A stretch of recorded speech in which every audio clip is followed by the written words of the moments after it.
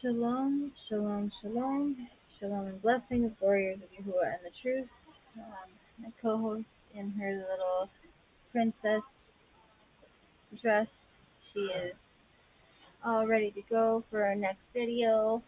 Um, I don't know how I'm gonna do this. I gotta try to either hold her or try to maybe move stuff around here so I can try to read this heavy book here.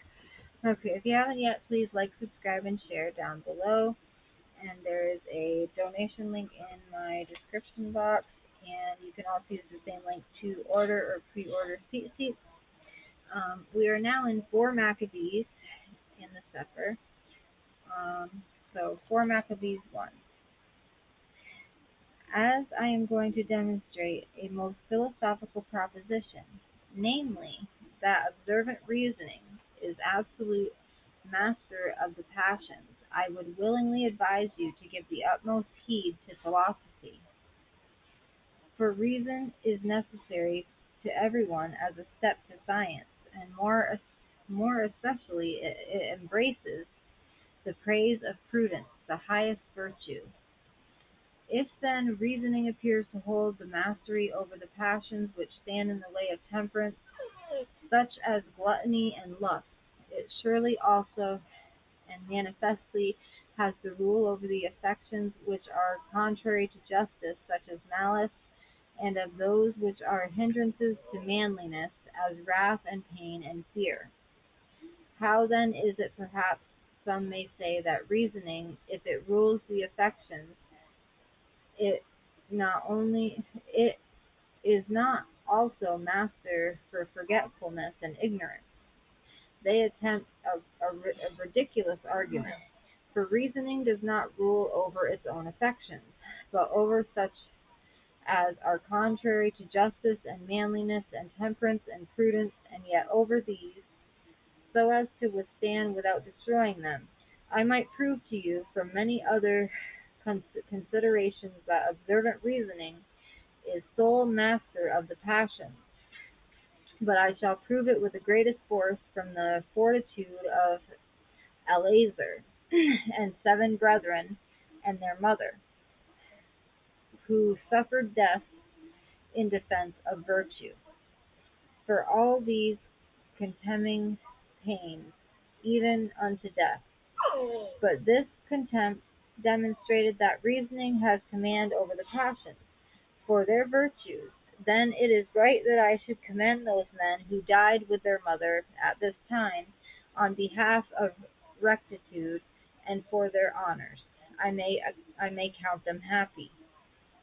For they, winning admiration not only from men in general, but even from the persecutors for their manliness and endurance, became the means of the destruction of the tyranny against their nation, having conquered the tyrant by their endurance, so that by them their country was purified. But we may now at once enter upon the question, having commenced as is our wont with laying down the doctrine, and so proceed to the account of these persons, giving glory to the all-wise Elohim. The question therefore is whether reasoning be absolute master of the passions. Let us determine then what is reasoning, and what is passion, and how many forms of the passions, and whether reasoning bears sway over all of these. Reasoning is then intellect, accompanied by a life of rectitude, putting foremost the consideration of wisdom, and wisdom is a knowledge of divine and things of men, and of their causes, and this is contained in the education of the Torah, by means of which we learn divine things reverently and things of men profitably. And the forms of wisdom are prudence and justice and manliness and temperance. The leading one of these is prudence, by whose means indeed it is that reasoning bears rule over the passions. Of the passions, pleasure and pain are the 2 most comprehensive, and they also by nature refer to the soul, and there are many attendant affections surrounding pleasure and pain. Before pleasure is lust, and after pleasure joy. And before pain is fear, and after pain is sorrow. Wrath is an affection common to pleasure and to pain, if anyone will pay attention when it comes upon him. And there exists in pleasure a malicious disposition, which is the most multiform of all the affections. In the soul it is arrogance, and love of money, and vaingloriousness, and contention, and faithlessness, and the evil eye. In the body it is greediness, and gormandizing, and solitary gluttony. As pleasure and pain are therefore two growths of the body and the soul, so there are many offshoots of these passions, and reasoning, the universal husbandman, purging and pruning these severely, and blinding round, and watering and transplanting in every way, improves the materials of the mortals and affections. For reasoning is the leader of the virtues, but it is the sole ruler of the passions. Observe then, first, through the very things which stand in the way of temperance, that reasoning is absolute ruler of the passions. Now temperance consists of the command over the lust, but of the lust some belong to the soul, others to the body. And over each of these classes the reasoning appears to bear away, or to bear sway. For whence is it otherwise that when urged on to forbidden meats, we reject the gratification which would ensue from them? Is it not because reasoning is able to command the appetite? I believe so.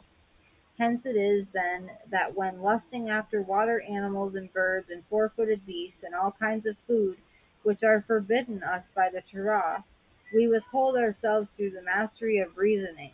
For the affections of our appetites are resisted by the temperate understanding and bent back again, and all the impulses of the body are reined in by reasoning. And that was the end of that. And next time we will be reading 4 Maccabees 2. I hope you guys enjoyed the lesson.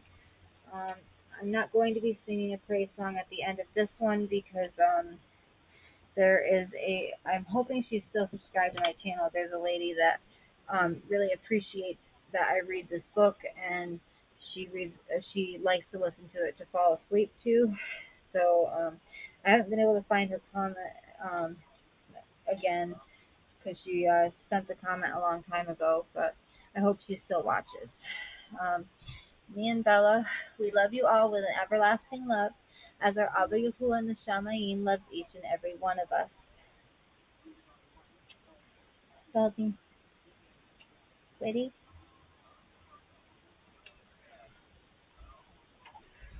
Shalom, shalom, shalom. Until next time. Ready, Beanie?